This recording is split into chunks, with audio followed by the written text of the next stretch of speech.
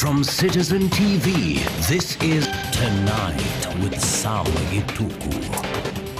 Hello there, thank you for choosing Citizen TV on this 17th day of April 2025. And tonight on Data Point, we're reflecting on the National Government Constituency Development Fund that has been in existence for 22 years since the law was passed in the year 2003 and the first installment of NGCDF paid in April 2004. As you talk about those 22 years of NGCDF, we're talking about some 572.9 billion shillings that has so far been allocated to that important kitty.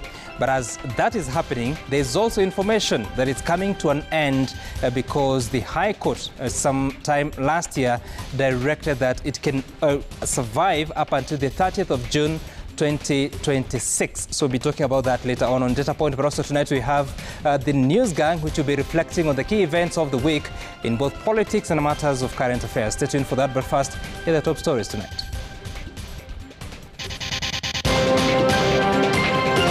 I'm appointing an independent expert committee to undertake a comprehensive audit of all kidney transplant services.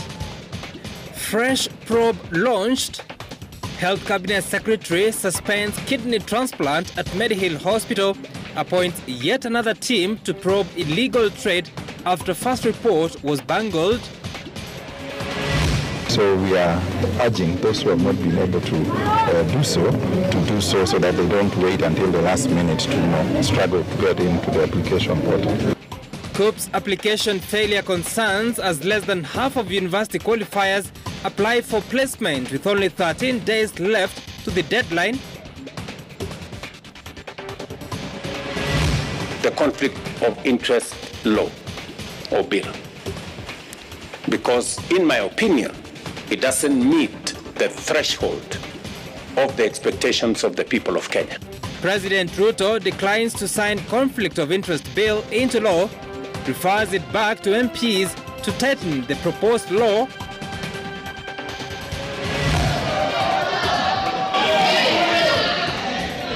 On Data Point tonight, 22 years and 570 billion shillings later, a look at the Constituency Development Fund in numbers as it faces an uncertain future.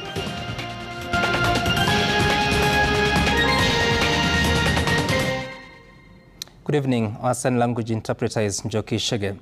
Tonight we begin the bulletin with a fresh probe by the Ministry of Health into reported cases of illegal organ trafficking in the country after the December 2023 investigation was bungled, with some of the committee members claiming key findings were left out. Health Cabinet Secretary Aden Duale has directed the new committee to table a report on kidney transplants at Medihill Hospital within 90 days. Duale has also suspended all transplant services at Medihill group of hospitals.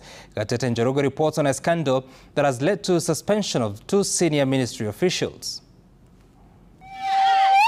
After months of protest, visits to police stations and health facilities to seek medical services after their loved ones were duped to donate their organs at a fee, the Ministry of Health has stepped in to eradicate a vice eating away young men's lives in Uasin Gishu County. Health Cabinet Secretary Aden Duale has directed a fresh probe into transplant services at Medihill Group of Hospitals. The previous one was reported to have been altered. I'm appointing an independent expert committee to undertake a comprehensive audit of all kidney transplant services at Medihill Group of Hospitals for the past 5 years,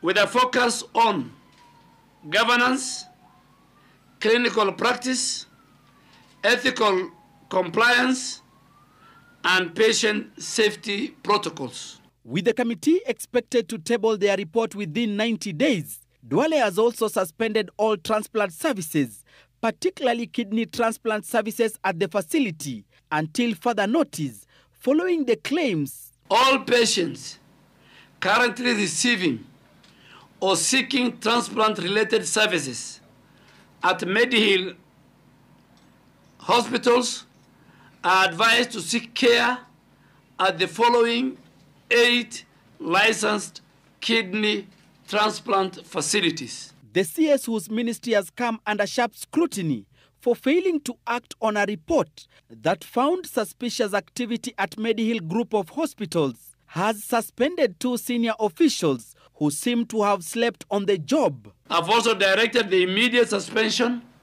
of Dr. Morris Wakwabubi, the acting head of the Kenya Blood Transfusion and Transplant Services, and Dr. Evelyn Chege, the technical lead who chaired the ministry's multidisciplinary probe in December 2023.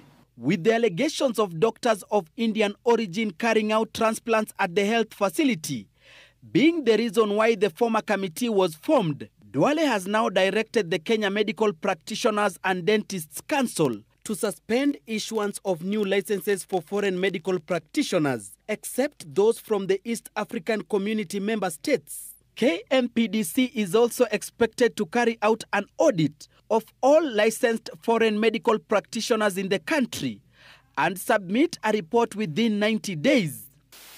Following claims by the victims that there could be other hospitals in Eldoret involved in the illegal trade, Duale says the committee will investigate and furnish him with findings. Dr. Martin Sirengo has been appointed as the acting CEO of Kenya Blood Transfusion and Transplant Services.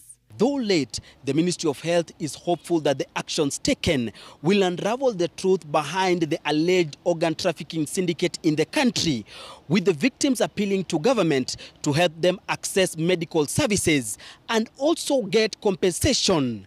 Gatete Njoroge, Citizen TV, Afya House, Nairobi. And staying with that story, a whistleblower now says the report on alleged organ trafficking at Medihill Hospital in Eldoret was altered to protect the institution. The report that was filed in December 2023 is said to have adjusted key findings, including one that showed that local donors were given foreign passports to pose as non-citizens, yet they were residents of Eldoret and neighboring towns. Stephen Leto reports.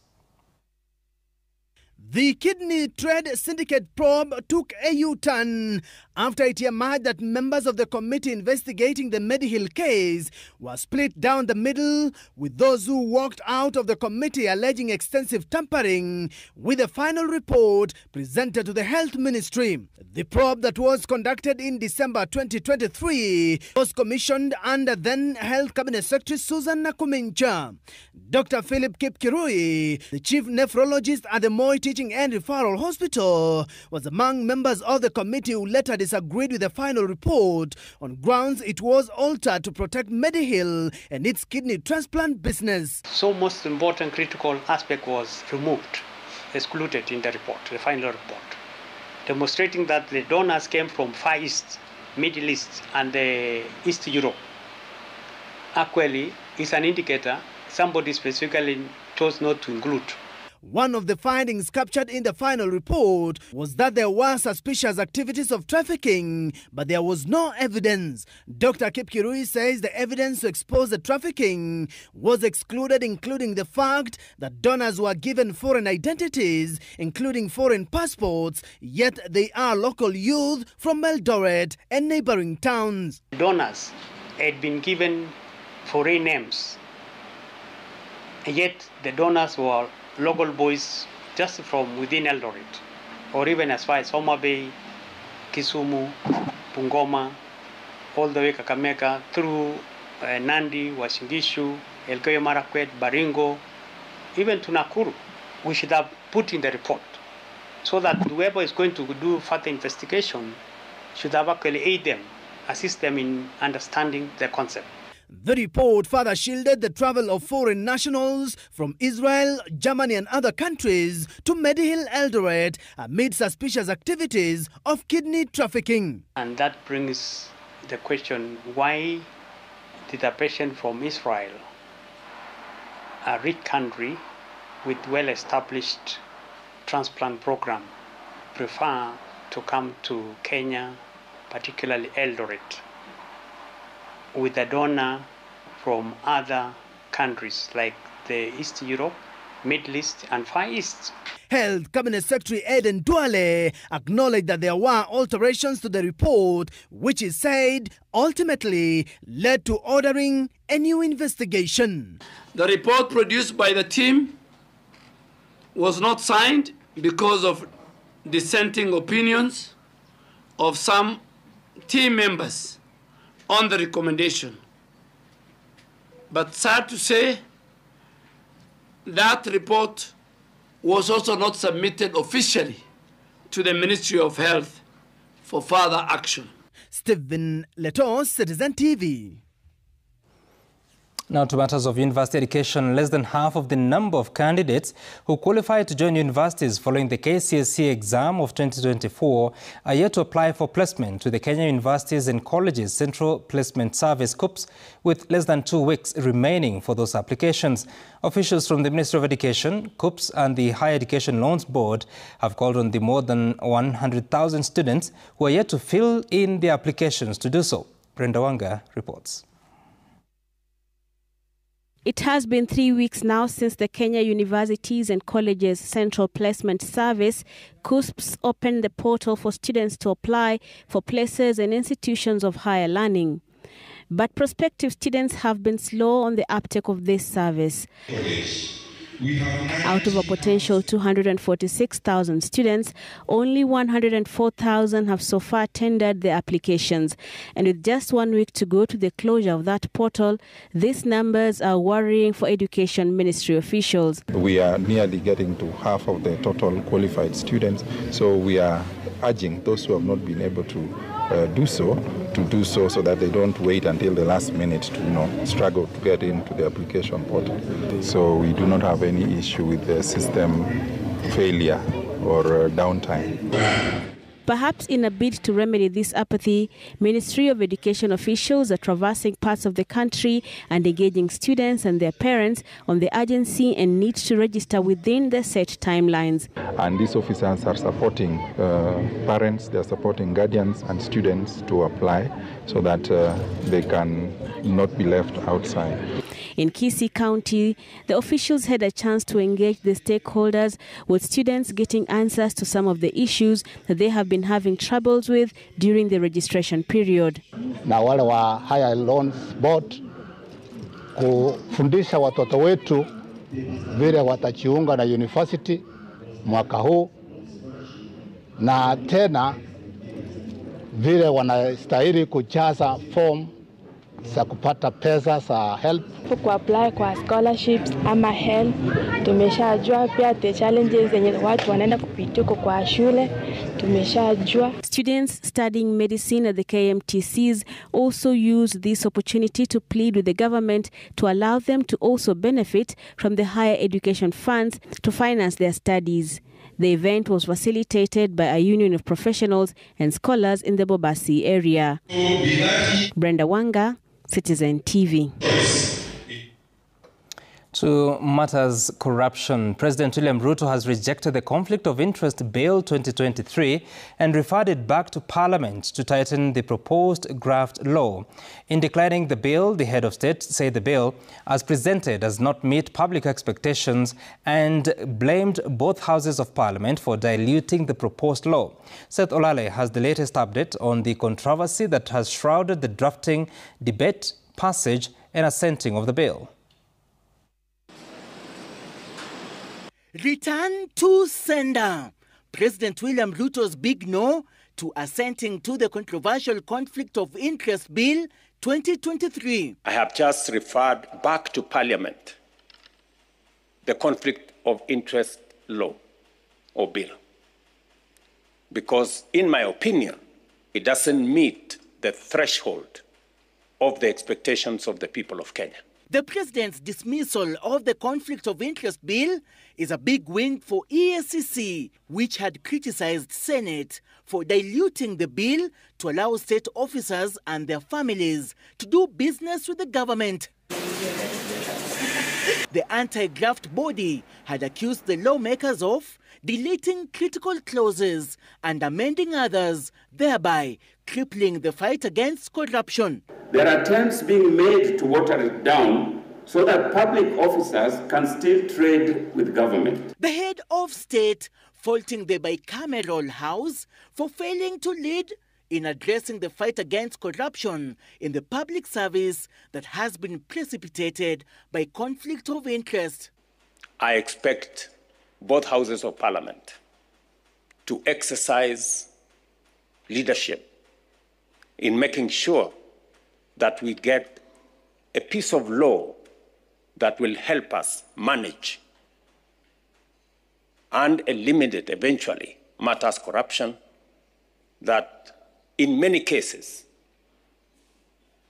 come as a result of conflict of interest. The controversial Conflict of Interest Bill, which has been referred to Parliament for reconsideration, can only be adopted by Parliament with a 2/3 majority passage. We cannot afford to carry the baggage of self-interest into public service. The Conflict of Interest Bill 2023 prohibits public officers from engaging in activities that would cause conflict between private interests and public interests or official duty. It also prohibits former public officers from engaging in activities that would result in conflict of interest after ceasing to be a public officer. Compliance measures by public officers include recusal, declaration of income, assets and liabilities by public officers, and divestiture. The move by President Ruto to refer to the bill to Parliament, coming amid calls for further improvements to strengthen its provision on transparency and enforcement to align it with the constitutional values of integrity and good governance. Seth Olale, Citizen TV. Catholic Archbishop Anthony Muheria of Nyeri is calling on Kenyans to seek alternative solutions to their challenges instead of relying on politicians. Muheria has also asked Kenyans not to lose hope on the possibility of better days and instead hold on to each other and build the country they would want to see. And as Kama Mwangi now reports, the Catholic Church is once again calling on leaders to walk the talk in the fight against corruption. As a section of Kenyans continue to express their discontent on how the country is being run by the Kenya Kwanza administration, more so its policies on health and education, the Catholic Church has now come out to ask Kenyans to look for solutions to these challenges instead of expecting politicians to fix. In his Easter message, as he presided over this year's Christmas Mass at the Consolata Cathedral in Nyeri, Nyeri Archdiocese Archbishop Anthony Muheria expressed confidence in the ability of Kenyans to come up with solutions to challenges that have for so long been left to leaders to handle. So the Kenya we desire, we know we can hope for it. And it doesn't matter, it won't be determined by our political leadership, it won't be determined by what we may wish academia, to be determined by each one of us who takes the hope and works the hope where he is. And with return to vehicle sunroofs in the name of developmental tours by the country's top leadership amidst tough economic times, Muheria is asking Kenyans to remain hopeful that the country will eventually find its footing. Let us not let our hope be taken from us. Kenyans, there is hope of a great country. They can take anything from us, but never take away our hope. The Catholic Church that has been vocal in the fight against graft, once again calling out leaders for doing too little in the fight against corruption. Na tukiondoa haya mambo yanahusika na corruption, nchi yetu ya Kenya itaweza kunawili, si hata wakati huu, hata wakati wa siku za usoni. Dear Kenyans, wash the pool that is around you. Wash the place that is next to your place. Rid yourself of corruption. Rid yourself of bad things. Kama Mwangi, Citizen TV. President William Ruto has defended his contributions to churches, declaring that his administration will continue contributing to religious institutions despite growing criticism. Ruto says his administration will not be swayed by those accusing it of using massive donations to gain influence in the church. Melita Oletenges has that story. The relationship between President William Ruto and churches across the country has been strained compared to the tight bond seen before the 2022 elections. Despite this, Ruto has reiterated his administration's unwavering support for the church. Hatuwezi kusahau kujenga nyumba ya Mungu. Pia na kanisa tutajenga. Na bidii na hatuombi ruhusa mtu na hatuna ati tunaomba msamaha, hapana, tutajenga. Speaking at IPCA Church in Meru, President Ruto emphasized that the partnership between the government and the church is not new, claiming it dates back to Kenya's struggle for independence. Sasa mimi nauliza nyinyi, kwani tunaweza kujenga barabara? Ndio huyo mimi najenga sijui hostels, tunajenga markets, tunajenga affordable housing, hata state house mimi najenga, alafu tukose kujenga kanisa? The president's remarks come against the backdrop of a controversial incident at a church in Kasarani, where former Deputy President Rigathi Gachagua and his allies were attacked during a service, an incident that has reignited debate about politicians' respect for religion and places of worship. Na unajua hii watu ni wajeuri, wanadharau watu ya kanisa sana.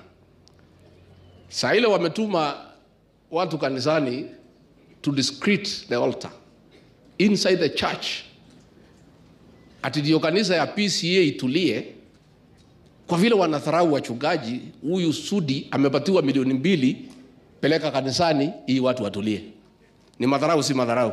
In response to rising insecurity in parts of Meru County, the government has pledged action to quell tensions and apprehend culprits. Na ile dawa ilitumika North Rift, ile dawa ilitumika Bonny Enclave na Northeastern, maneno ya Al-Shabaab. Hiyo dawa itatumika hapa na tutaondoa hii shida ya watu wa Meru kupata shida za kiusalama. Melita Oletenges, Citizen TV. Now, 2 new cabinet secretaries and 14 newly appointed principal secretaries were sworn in at State House, Nairobi. Hannah Cheptumo takes charge of the Gender, Culture and Heritage docket, while immediate former Member of Parliament for Mbeere North, Geoffrey Ruku, took leadership at the Public Service and Human Resource Development Ministry.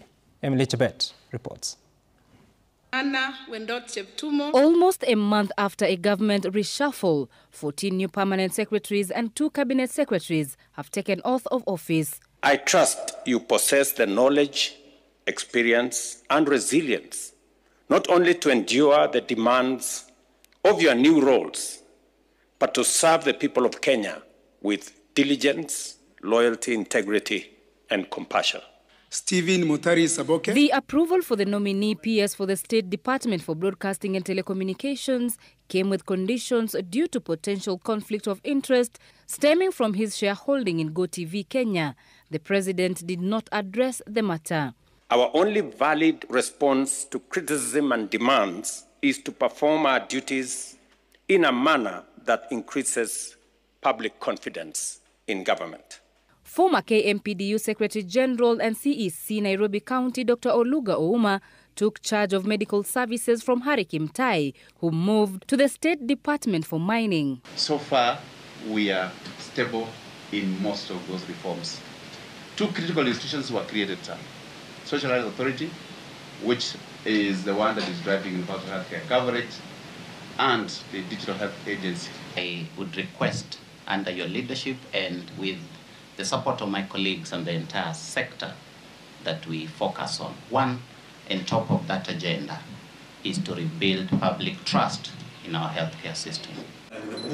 Public Service CS Geoffrey Ruku went to the Central Police Station, Nairobi, immediately after he was sworn in to check on service delivery to the people. The police are under the Interior Ministry led by Kipchumba Murkomen. Registration of companies.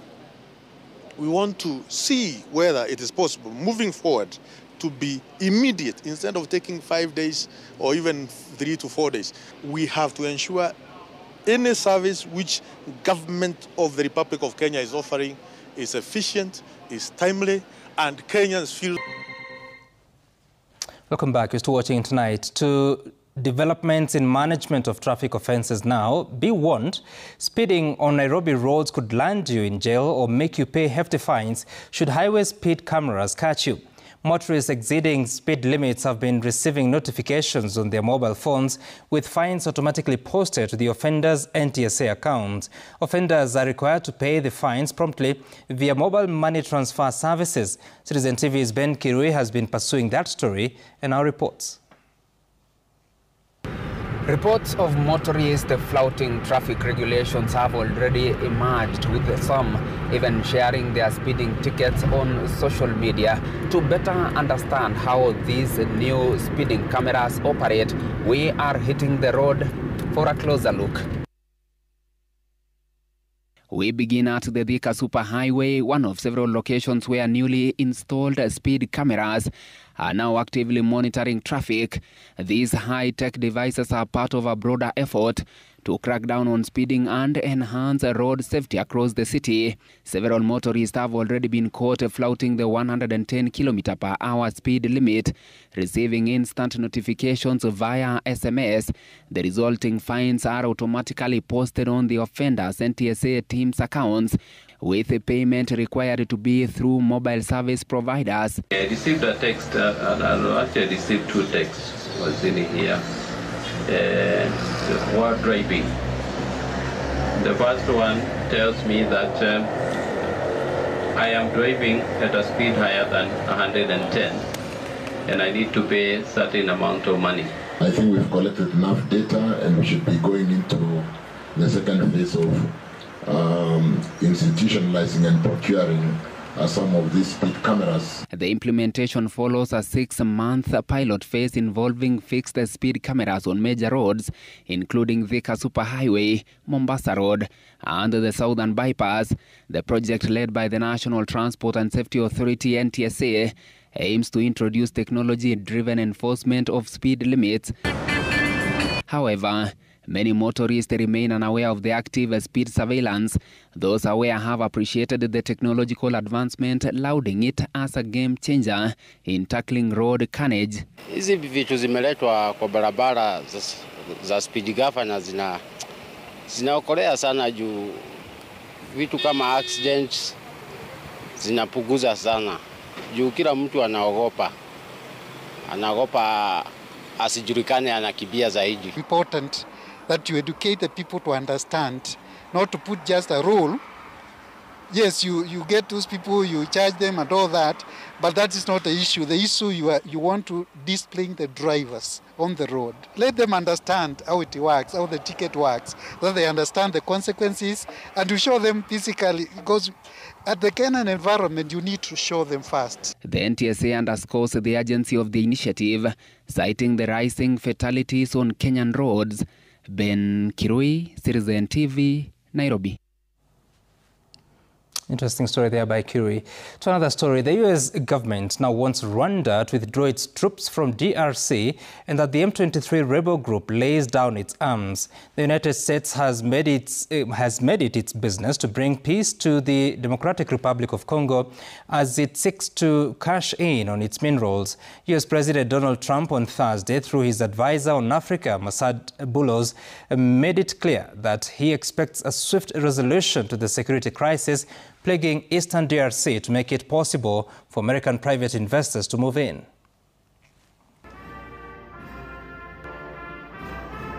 President Felix Tshisekedi of the Democratic Republic of the Congo has a powerful ally in U.S. President Donald Trump, who on Thursday demanded Rwanda immediately withdraws its troops from the DRC and that the rebel group M23 lays down its arms. Now he expects all parties to demonstrate that readiness through action.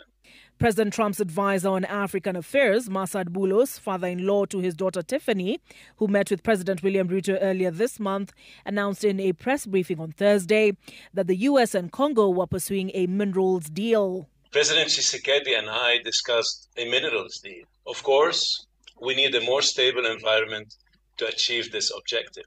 President Tshisekedi has been dangling the carrot of minerals at President Trump in a strategy to outsmart President Paul Kagame, with whom he has engaged in a war of words prior to a meeting in Qatar last month and alleged armed conflict. The U.S. position is that the M23 must lay down their arms and Rwandan forces must withdraw from the DRC. The United States does have quite a bit of tools at its disposal that it can and will use if need be. The DRC is possessed of 70% of the world's cobalt and coltan, critical to the powering of smart devices. Following our discussions with conflict participants, M23 pulled back from the town of Walikale.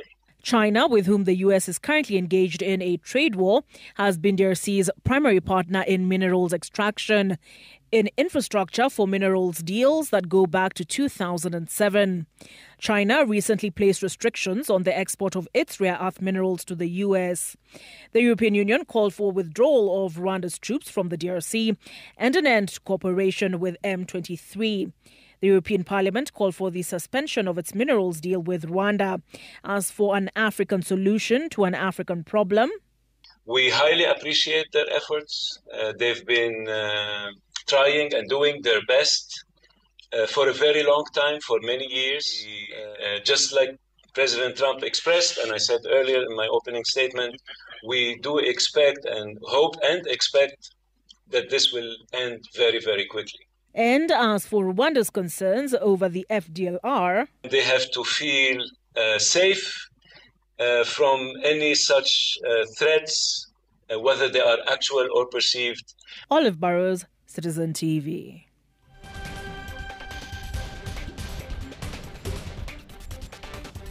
Now, to Data Point this week, we are talking about the National Government Constituency Development Fund, NGCDF, which you may have known earlier as CDF. Let's take a look at the figures this evening, because the CDF has existed since 2004. The first installment was paid in April 2004, and so far 572.9 billion shillings have been allocated to this kitty, of course, up to June 2025. Let's take a look at how this has been. So it started with 1.2 billion shillings in 2003-2004 financial year. This has been going up consistently. In the year 2007-2008, or rather 2006-2007, it hit 10 billion shilling mark. Then in 2011-2012, it hit 23 billion mark. And then the other high was in 2015-2016 at 35.2 billion shillings. Of course, this was during the new constitution era.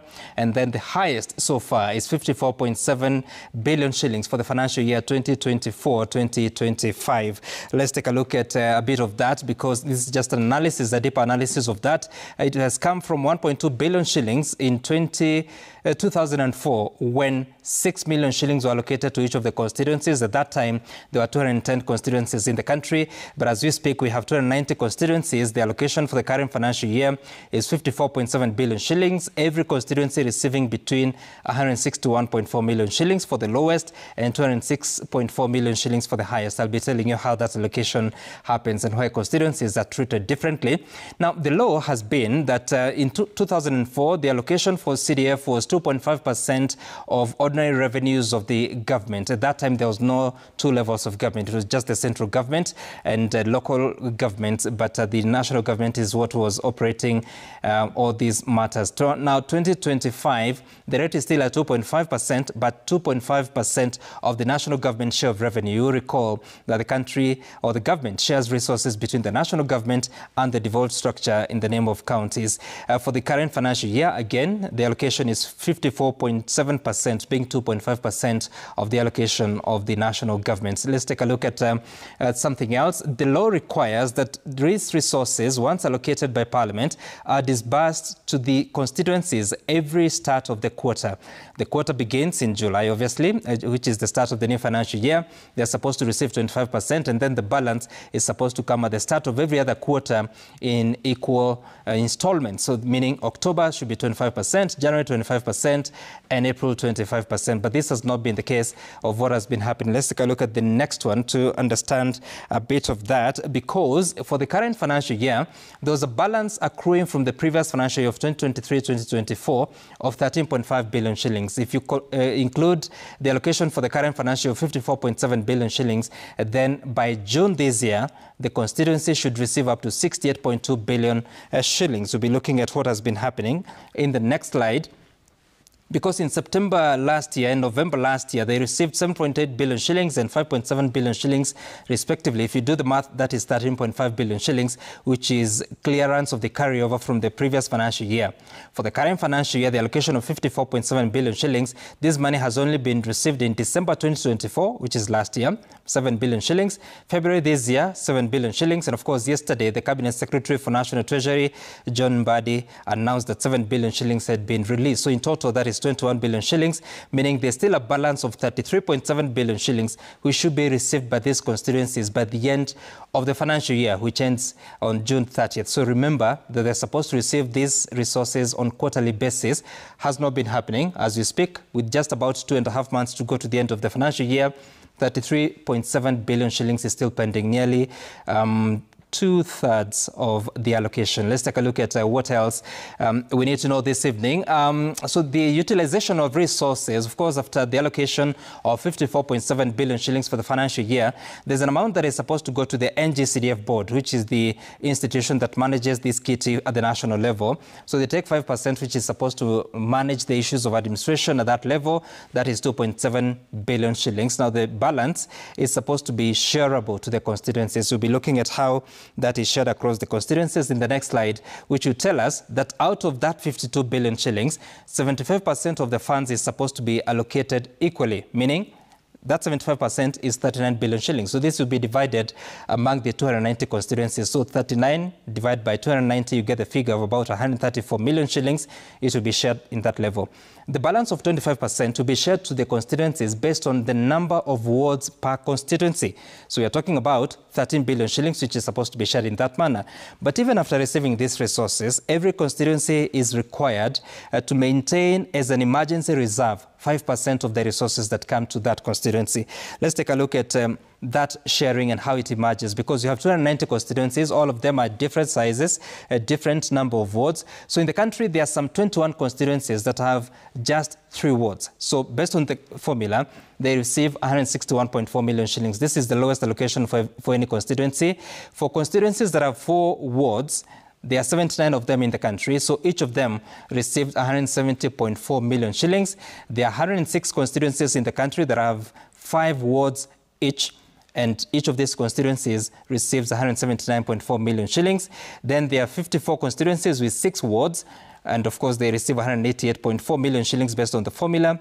There are 23 constituencies that have 7 wards. They receive 197.4 million shillings, and the 7 constituencies in the country that have 8 wards each, they receive the lion's share of 206.4 million shillings. That's just a good indicator for you to understand why constituencies are treated differently. Let's take a look at the next one, which will now tell us how these resources are supposed to be spent. Of course, these resources are supposed to go to development projects, but the law, which is the NGCDF Act of 2015, as amended in 2023, identifies various programs that are supposed to be treated as development projects. Social security, these are bursaries, these are investments in education. The maximum allocation should be 40%. So if you do the math, 40% of 54.7 billion shillings will get you at about 20 billion shillings of what should be spent on bursaries for learners and other services in the social sector. For digital hubs that have been built, there's a recurrent expenditure that is allowed, but it cannot exceed 3% of the allocation per constituency. And then there's another element that was introduced recently that is on climate change mitigation efforts, including afforestation, reforestation. This can only go up to 5% of the allocation to that kitty, but it has a cap of 10 years. Now, there is a question of whether this will see those 10 years, because there has been decisions that have been arrived at by the High Court saying that because of their constitutionality of the NGCDF Act, because it interferes with the separation of roles, and because members of parliament are supposed to be making laws, not overseeing such kind of investments or development programs, then they should come to an end by 30th of June 2026. There has been contestation, but we'll wait and see. But that's how the NGCDF looks like in numbers.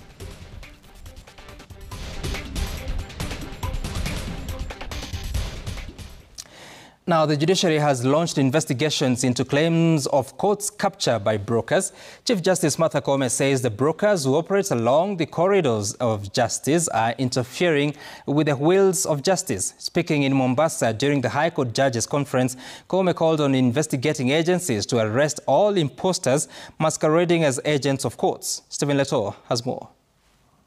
The Chief Justice has opened the lid on what could be turning to be stinking corruption in the corridors of justice. Martha Koome says the judiciary is facing a crisis of corruption cartels, posing as brokers and intermediaries who end up taking advantage of desperate litigants. These individuals who position themselves as intermediaries are giving judges and judicial officers a bad name and contributing to the negative public perception of our institution. According to the Chief Justice, the brokers have literally taken over cases in the judiciary and are using them to lure litigants into bribing them for fake judgments and case outcomes. So I urge all of you to take deliberate steps to eliminate these brokers from our court corridors. If they are coming as court users, they should come on the day that meeting is convened, and they must show their interest when they come as court users. The Apex Court now wants the Ethics and Anti-Corruption Commission to move with speed and rescue the judiciary from capture. In this regard, this is why we have engaged the Ethics and Anti-Corruption Commission and other agencies to work with us in addressing this menace. Not to investigate judges or judicial officers and staff. That is the response. Willie Lusige, Citizen TV, Nairobi. Indeed, that is Lusige, not Leto. A go-down operated by a Chinese company along Mombasa Road has been shut down by the Ministry of Health for allegedly importing 11 different cigarette brands illegally. 2 Chinese nationals have been arrested and the operating license of Shapo Trading Limited cancelled. Investigative reporter Ode Francis visited the godown and several shops stocking the prohibited cigarette brands to uncover how these products were dumped into the market. Ministry of Health's Tobacco Control Department has flagged a network linked to harmful cigarette imports in a joint multi-agency operation involving Ministry of Health officials and detectives from the Directorate of Criminal Investigations DCI. Authorities impounded the consignments belonging to Shapo Limited, which contained 11 brands of 1,716 cartons. 2 Chinese nationals were arrested over the illegal importation. The 11 brands violated the Tobacco Control Act of 2007 and its accompanying regulations of 2014. The godown where the consignment is stored is under full surveillance of police.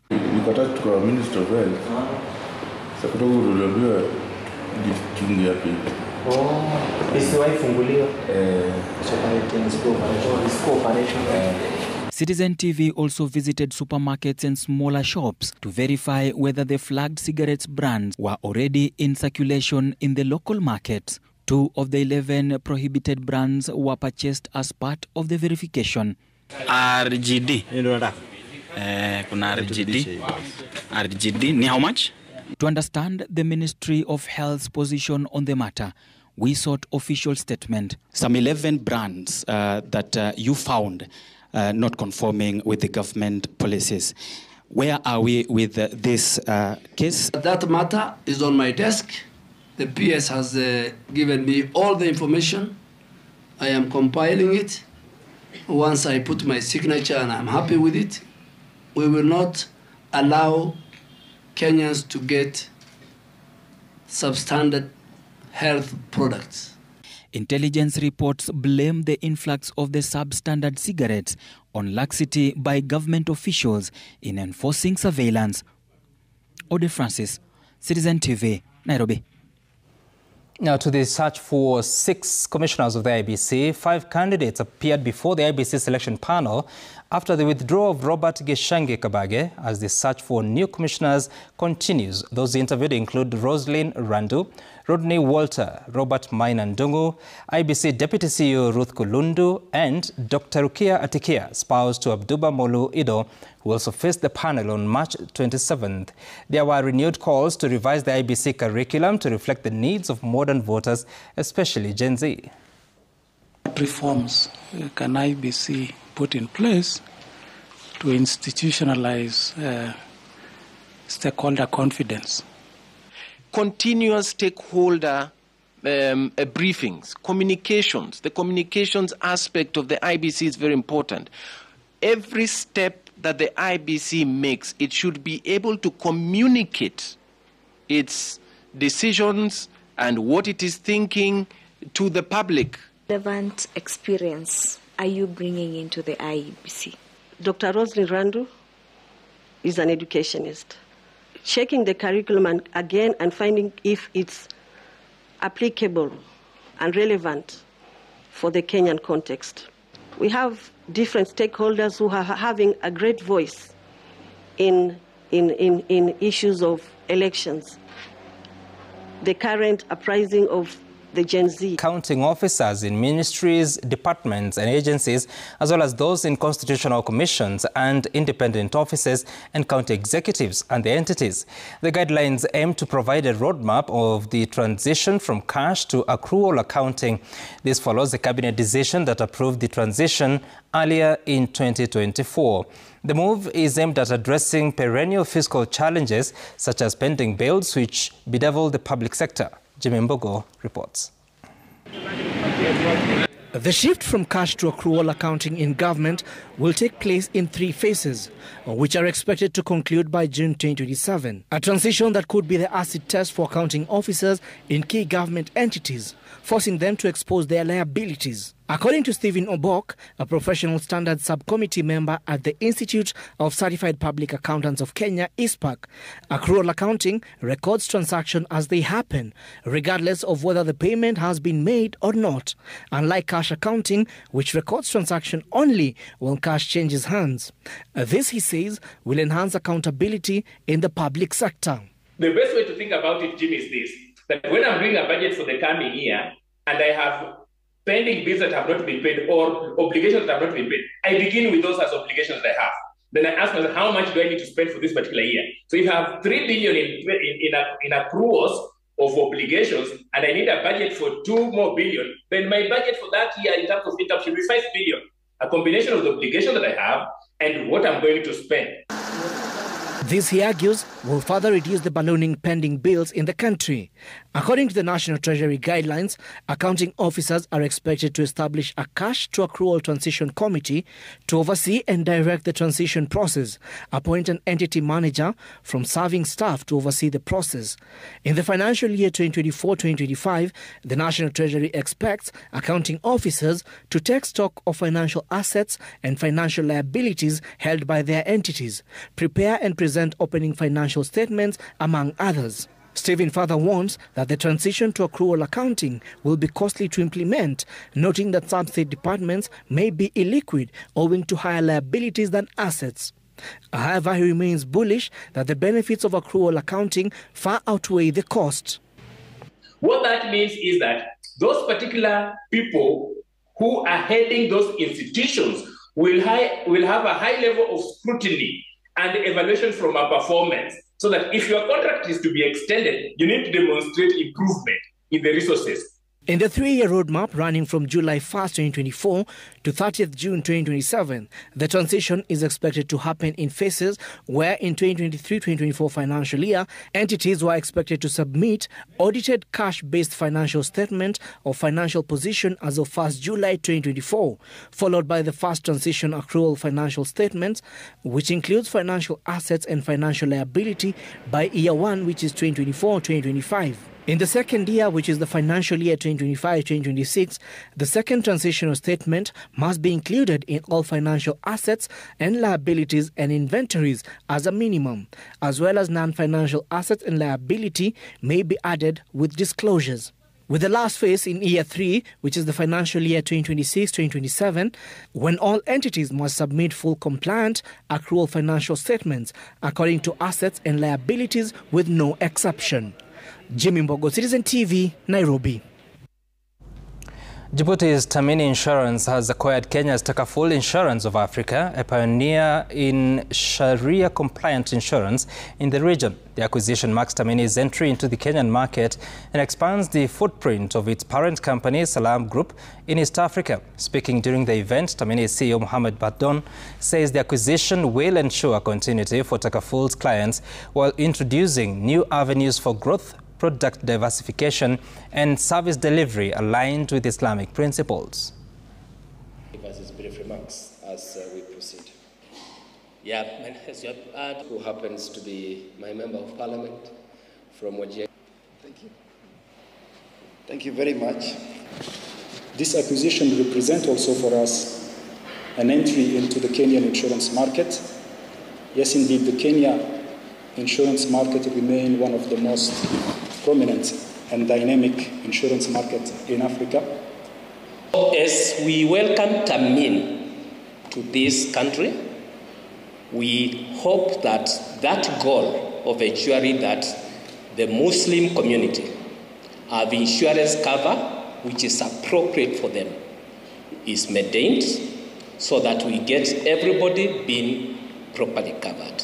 Entry of Tamin Insurance under the leadership of a Salam Group into our market comes at a time, at a very pivotal time. Their commitment to ethical, Sharia compliant, community-driven insurance aligns closely with our government agenda of inclusion and health protection for all Kenyans within our borders.